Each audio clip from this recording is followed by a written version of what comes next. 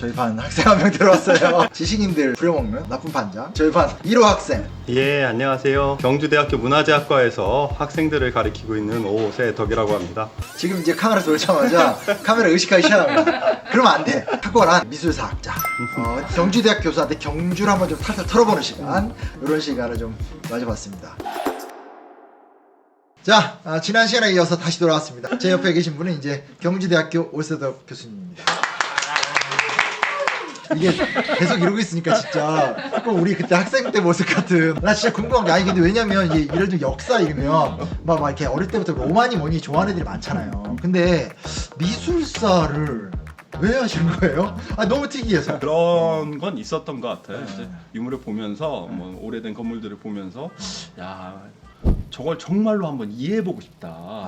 어떻게 만들었는지 그냥 단순하게 이제 뭐 기둥 뭐 이런 걸 올린 게 아니라 당시 시대상도 좀 이해해보고 싶고 그리고 저 건물이 정말 어느 정도의 가치가 있는 건지 그냥 단순하게 뭐 조선시대 만들었다 고려시대 만들었다가 아니라 내가 내 눈으로 저 건물의 가치를 한번 꼭 찾아보겠다. 이런 생각이 들었고, 미술사는 정년이 없어요. 지금 유흥준 선생님 같은 경우도 뭐 우리 뭐 미술사 거의 1세대이신데도 지금도 뭐 TV에 나오셔서 활발한 활동하시고 얼마 전에 뵀어요. 정정하세요. 우리가 회사원 같은 경우에는 뭐 정년이 있어서 못 하는데 미술사 공부를 하시면 점점 시간이 지나면 지날수록 그 가치를 인정받기 때문에 야, 맞아. 더 오래 재밌게 공부할 수 있는 분야는 분명히 미술사다. 뭐 당장 어디 뭐 취업을 하기 위해서 뭐 취업이 잘 된다 이렇게 얘기는 못 하겠지만 관심이 있다면 얼마든지 와서 공부를 좀 차근차근 해 가다 보면 분명히 내가 원하는 자리든 차지할 수 있고 그런 범주 내에서 본다면, 그리고 무엇보다 중요한 건 재밌어야 하잖아요. 그렇죠. 근데 이거는 현장 학문이기 때문에 많이 돌아다니고. 네, 많이 돌아다녀야 되고 뭐 답사도 많이 다녀야 되고 그래서 참 재밌는 것 같아요. 우리 전공 꿈꾸는 친구들 잘 좀 확인해 보시고요. 저 그거 궁금했어요. 제가 지난번에 뉴스를 보고 그때 직접 만났을 때 물어봤죠. 아니, 경주 월성에서 인골이 발굴됐다. 일단 인골이 출토된 거는 실제로는 유물이 나왔기 때문에 그거는 이제 규정 사실이고요. 그렇게 봤을 때 과연 이제 월성을 만들면서 소위 말하는 우리가 잘 알고 있는 신라 무덤에 들어가는 소위 말하는 순장이라는 풍습이 있었겠는지에 대한 부분. 월성이라는 곳 자체가 원래는 처음부터 이제 석성이라든지 이렇게 쌓은 게 아니라 토성, 석성 몇 천년 동안 이제 거기 풍성을 해야 되기 때문에 몇 번의 이제 개보수 과정도 있었고 그러는 와중에서 이제 인골이 출토가 된 층이 나왔을 건데 문제는 뭐냐면 만약에 신라의 산성 또는 궁성에 왕릉에서 나오는 순장과 관련된 제도가 있었으면 다른 데서도 나와야 돼요. 그쵸, 월성이 아니라. 그쵸. 왜냐면 신라 사람들이 생각하는 아주 중요한 성 명활산성도 있고 뭐 주변에 산성들이 있는데 남산신성이라든지 명활산성을 물론 이제 전면적으로 발굴을 완전히 해낸 상황은 아니고 다 발굴한 상황이 아니라서 그 밑에를 다 확인한 상황은 아니지만 현재까지 소위 말하는 인골 그리고 순장에 대한 얘기는 월성에서 처음 나온 얘기거든요. 다만 이제 순장의 형태는 마저 보이는데 문제는 아직까지 그거를 100% 우리가 신라의 의식 제도 속에서 나오는 순장은 아니다 라는 얘기를 하는 거죠. 그러니까 좀 앞으로 좀 많이 연구를 해봐야 될 문제네.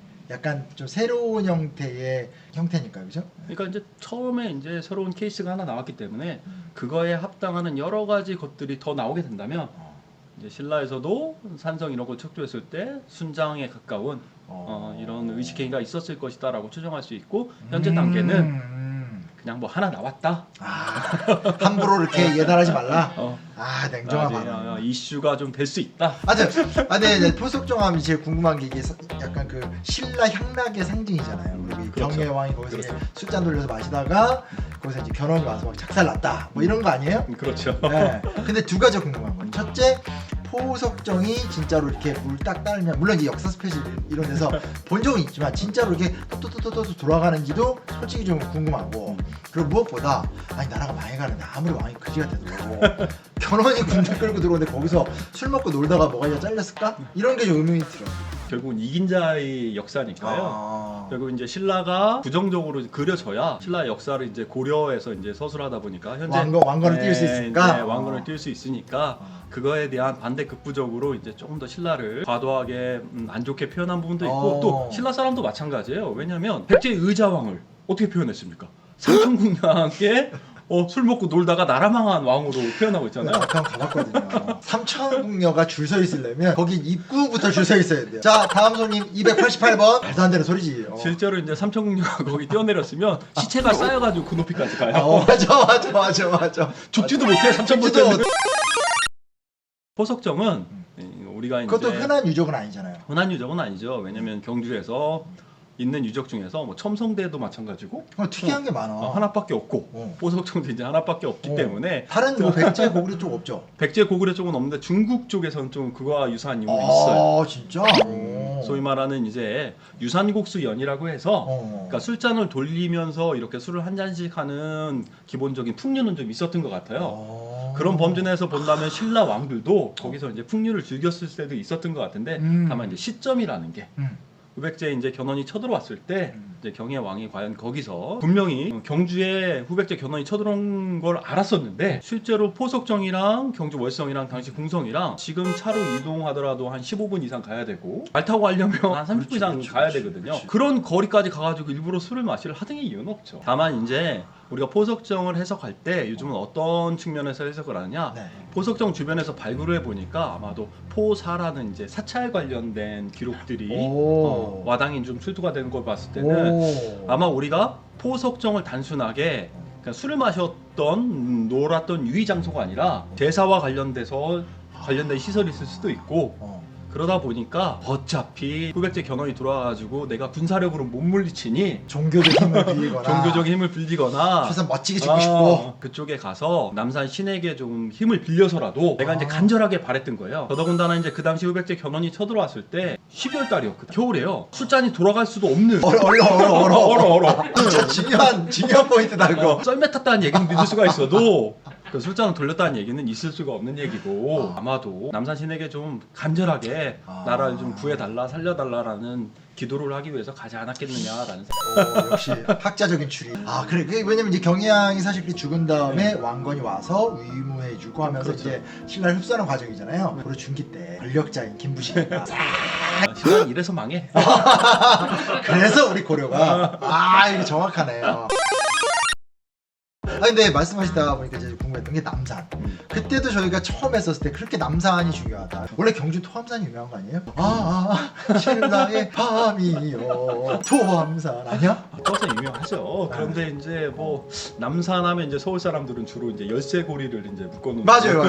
모르겠습니다. 이제 우리 작가님이 과연 몇 개의 열쇠고리를 거기다 소리야, 잡아놨는지는 큰일 날 얘기 모르겠지만. 하고 있어. 남산이라는 산은 그냥 통상적으로 동네 이제 남쪽에 있는 산 이름을 남산이라고 불러요. 그러니까 경주도 마찬가지로 금오산 그리고 난 다음에 고위산 두 개를 합쳐서 남산이라고 하는데 남산은 경주만 있는 게 아니라 나름대로 동네가 우리가 좀 역사적인 가치가 있다라는 동네는 남산이 다 있습니다. 대구에도 남산이 있고요, 상주에도 남산이 있고요. 이래서 서울에서만 산 용환이가 이게 문제입니다. 여전히 이 지방색을 버리지 못하고. 신라 입장에서 보면 이게 지금은 뭐 금오산 고위산이라고 부르지만 실제로는 천년 전에는 고산을 남산이라고 불렀기 때문에 또 남산의 가치가 있는 거예요.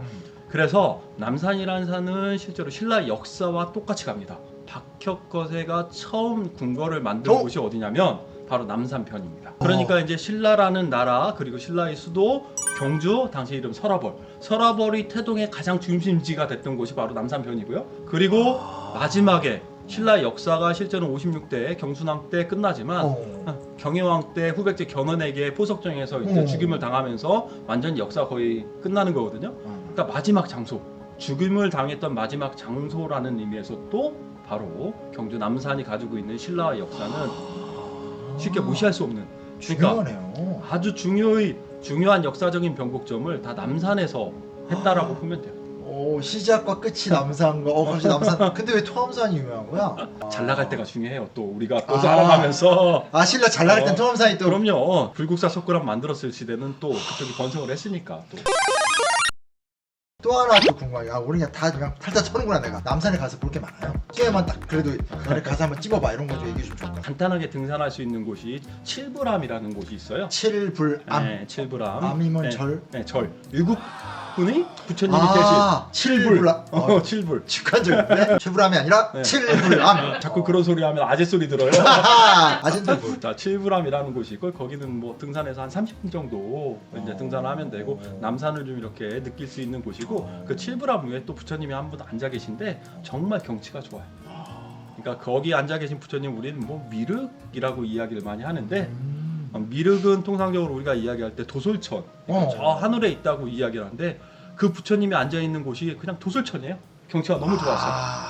네. 지금 제가 유적 유물 좋은데 얘기하니까 갑자기 경치 좋은 데로 고 부처님도 이제 유적이고 네, 그 유적이고 국가지정 문화재고 그래요. 그 다음에 이제 문제를 하나 낼까요? 칠불암 근처에 또 좋은 유적이 뭐냐면 탁곡이라는 데가 있습니다. 탁곡엔 뭐가 있을까요? 탑이 있다는 얘기죠. 네, 탑이요.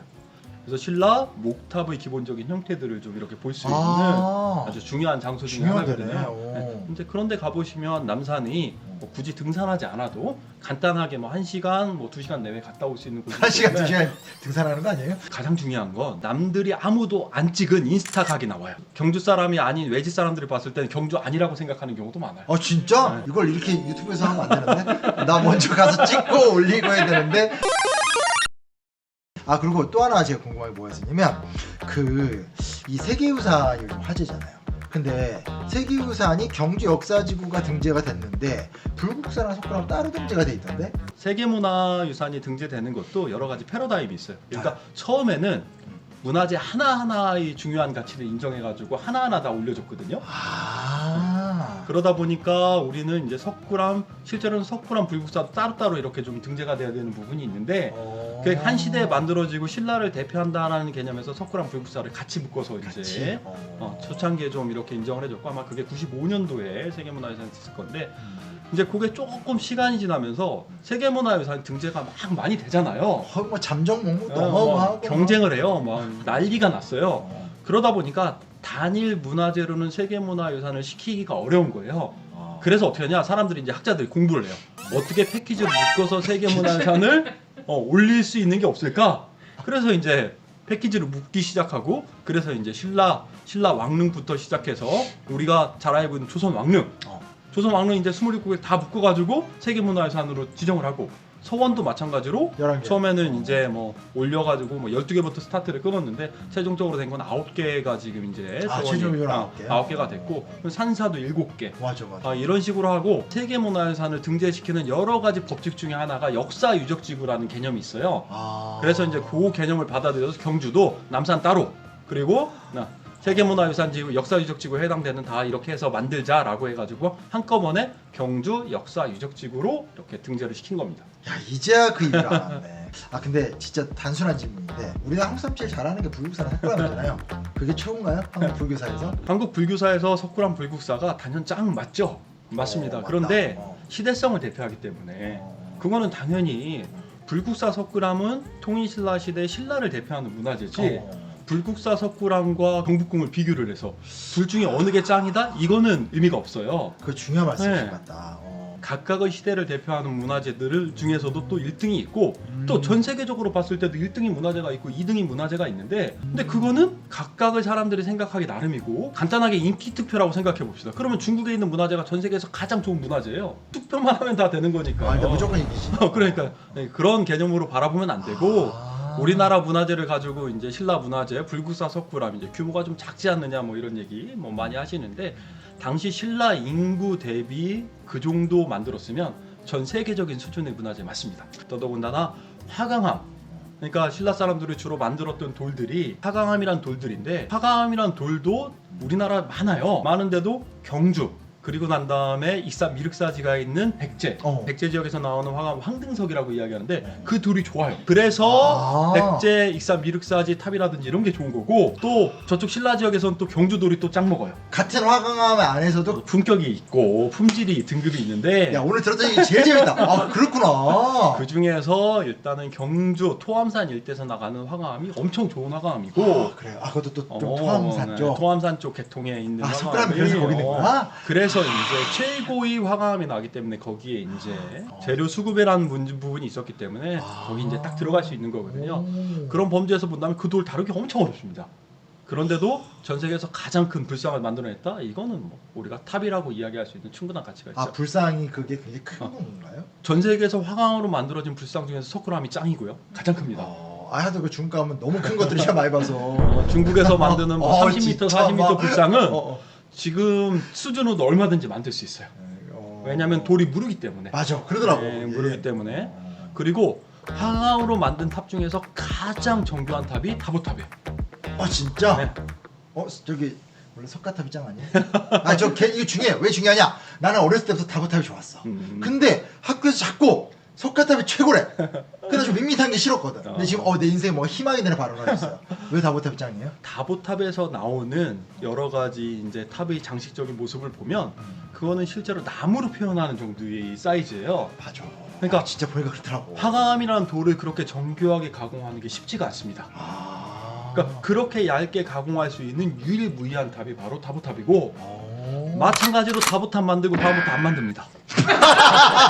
비슷한 것도 없어? 따라가려고 노력은 좀 하는데 다보탑의 최정점인 건 뭐냐면 난간을 표현했다는 거예요. 난간? 난간.